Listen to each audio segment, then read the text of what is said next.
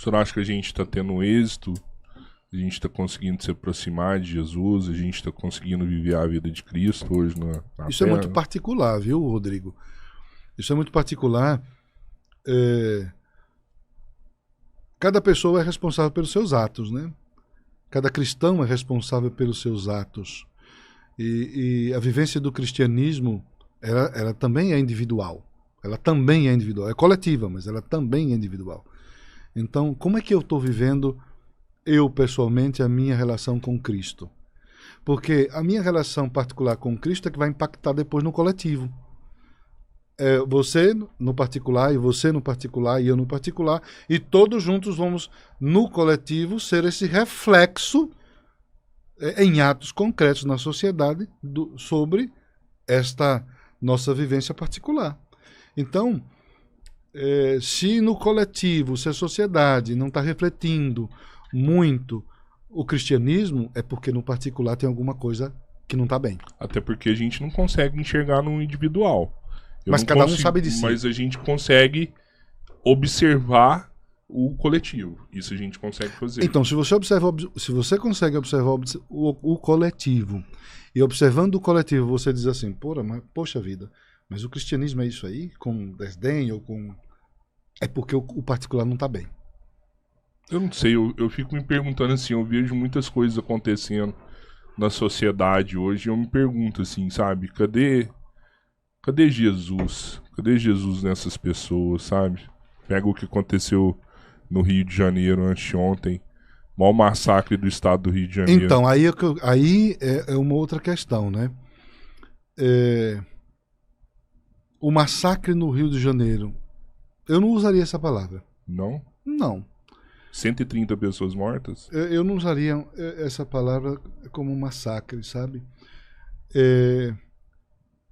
Eu usaria uma outra palavra.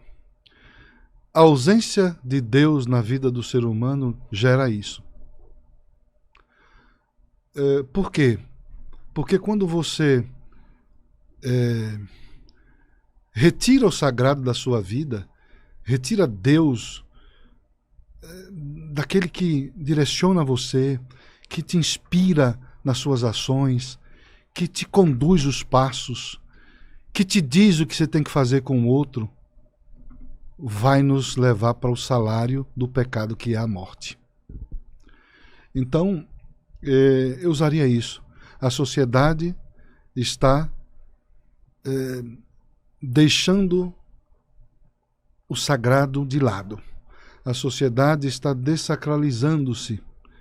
E quando a sociedade se dessacraliza-se, ela se preenche de outras coisas, porque não existe espaço vazio na cabeça do homem, nem no coração, e nem nas ações. Então falta Deus aí. Aonde falta Deus, entra isso. O caos, a morte, que é o salário do pecado, a violência, o ódio. Entra a destruição do outro, né? Porque você já não enxerga o outro mais como igual. Você não vê o outro mais como igual a você. Você vê o outro de uma outra forma, que a vida dele não significa nada para você. Ao ponto de que um celular é mais importante do que a vida dele. Eu quero o que você possui, você não importa. Eu quero o que você possui. E aí rouba o seu objeto, e como você já não está mais humano, não é Deus que te conduz, você não enxerga Deus no outro, você quer o bem do outro, e aí você tira até a própria vida do outro. Falta Deus na sociedade. O roubo será que começa onde, padre? O roubo começa? Não sei. Você pega o Papa Leão agora, ele produz uma exortação apostólica, onde ele condena a usura, condena o liberalismo, condena o rentismo, e você pega hoje os maiores criminosos do país, estão diretamente ligados ao PCC, Comando Vermelho, mas estão atuando em Brasília. Maior apreensão que aconteceu de dinheiro público acontece na Faria Lima. Nunca se prendeu tanto dinheiro. A gente tem líderes de partido, presidentes de partido, diretamente ligados ao crime organizado, sendo investigados pela Polícia Federal, desvio do INSS. Quem que tá roubando mais a população? Eu fico me perguntando assim, será que essas pessoas não estão impedindo Jesus de chegar aos outros?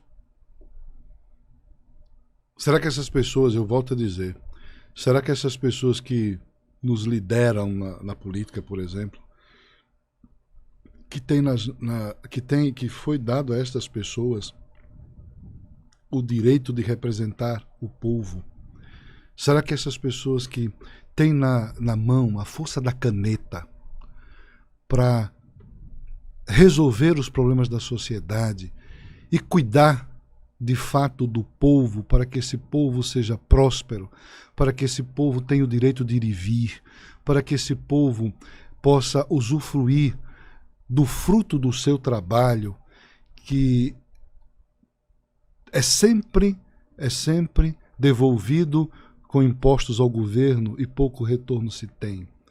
Será que esses homens que administram, sejam as repartições nos municípios, as prefeituras, as câmaras, nos estados, as assembleias, na federação, aí os 3 poderes, será que esse povo não tem consciência de que tem nas mãos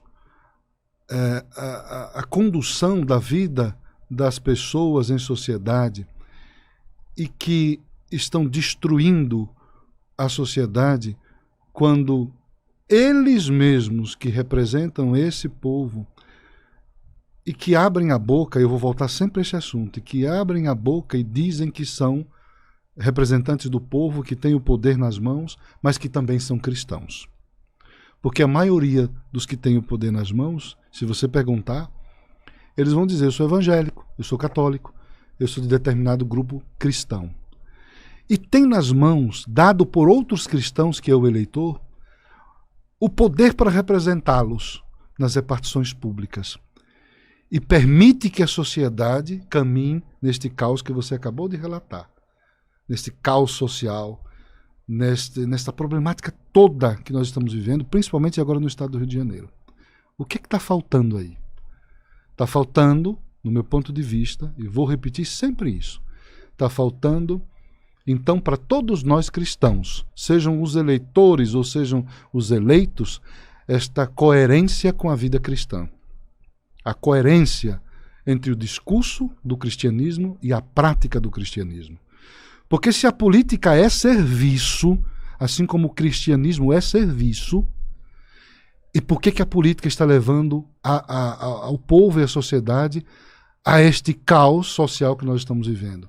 Porque está faltando, então, coerência cristã. Os que estão no poder e que são cristãos, quase todos, permitirem que a sociedade chegue a este nível, tiraram os olhos do Cristo e colocaram os olhos em si mesmo ou em tudo aquilo material que está à sua volta, vivendo não mais o cristocentrismo na sua vida interior, mas vivendo outra coisa, o egocentrismo, talvez, né?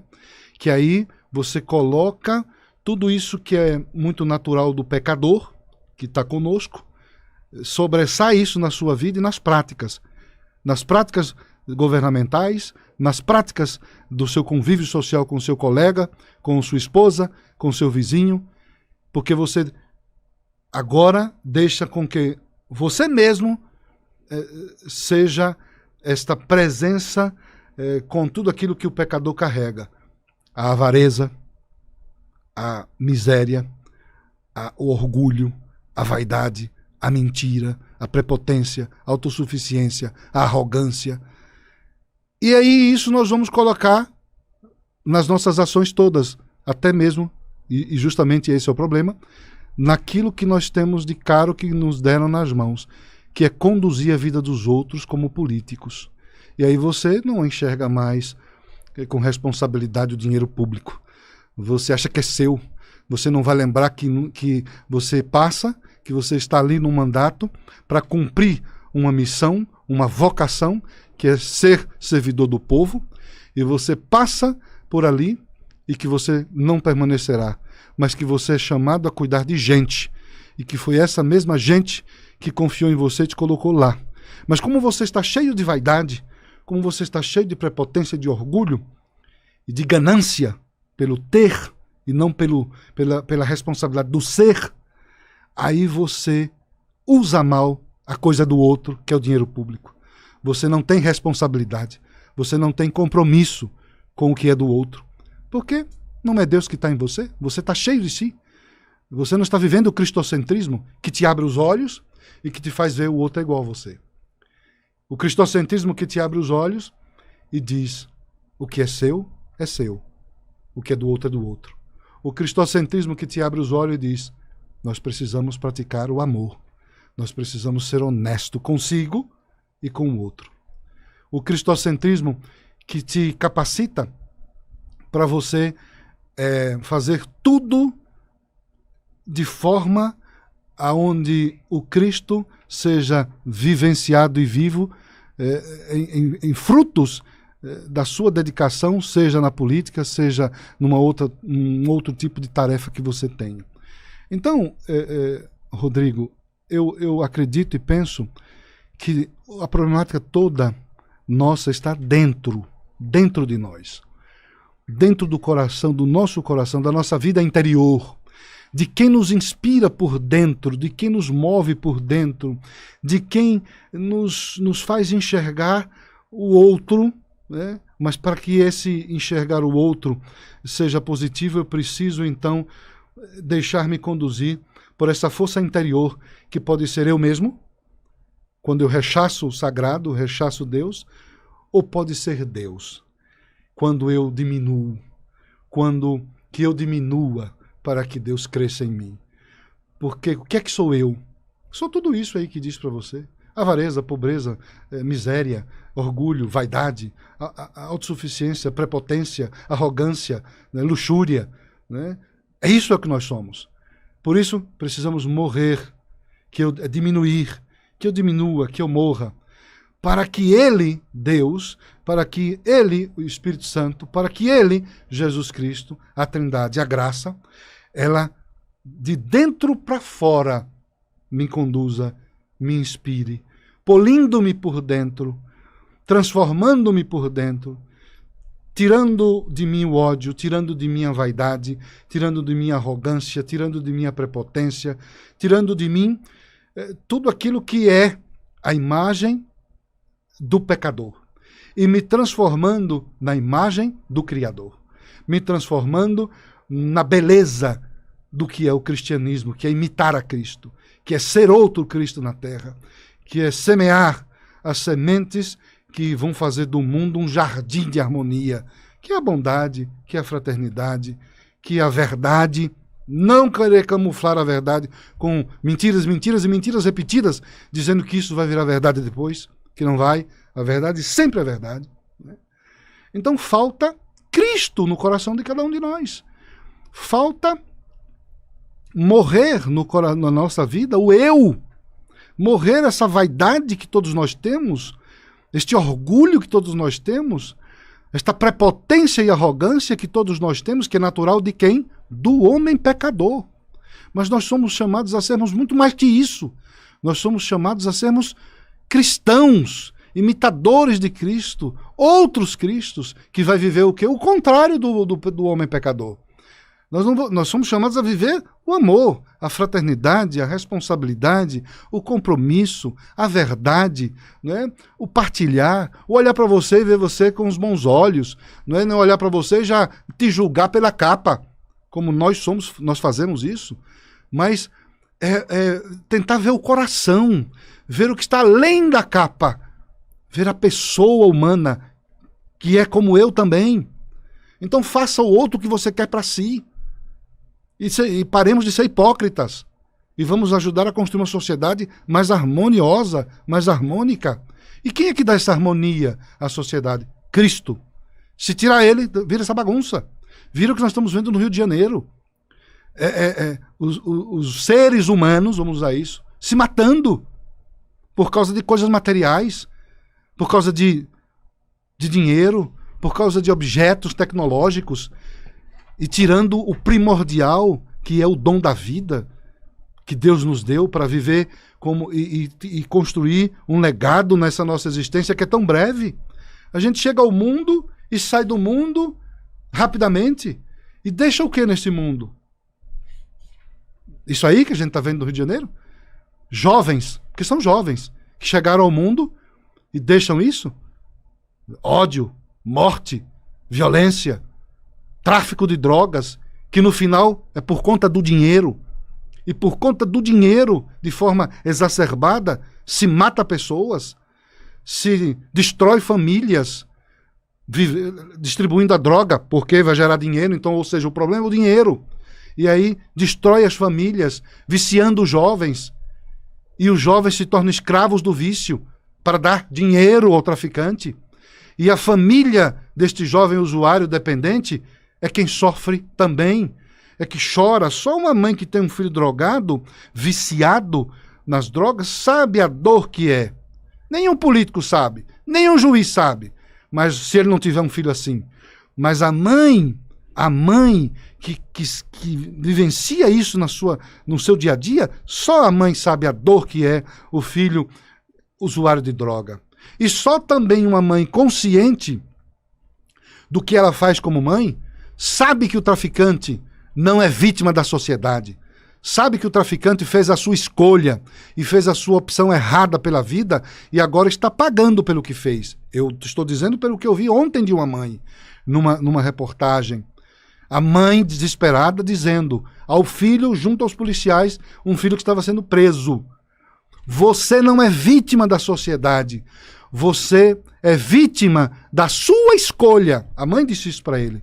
Eu sou sua mãe, você sempre teve sua mãe e seu pai, mas você escolheu isso aí. Então você é vítima da sua escolha e não da sociedade. A mãe não passou pano pro filho. A mãe não defendeu o filho. Estava ali como mãe, certamente com o coração todo despedaçado, porque ela falava chorando, né? Mas racional, com a razão, não só com a emoção e o coração de mãe, mas dizendo ao filho e educando o filho, mostrando a ele que ele errou e que ela fez o seu papel de mãe. Então falta em todos nós coerência de vida, falta em todos nós responsabilidade de vida, compromisso com a vida, compromisso com a sociedade, levar a sério a sociedade. Não é uma brincadeira. A sociedade não é uma brincadeira. Você não pode brincar com o trabalhador.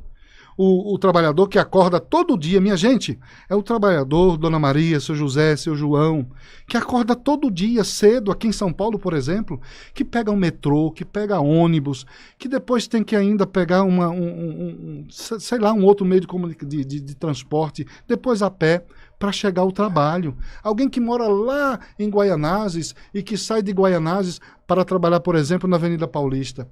Essa pessoa acorda 3 horas da manhã, para entrar no trabalho às 7 ou às 8. E o governante não pensa nisso, mas só quer sugar do povo. Pelo amor de Deus, está faltando o que aí? Cristo na vida dessa gente.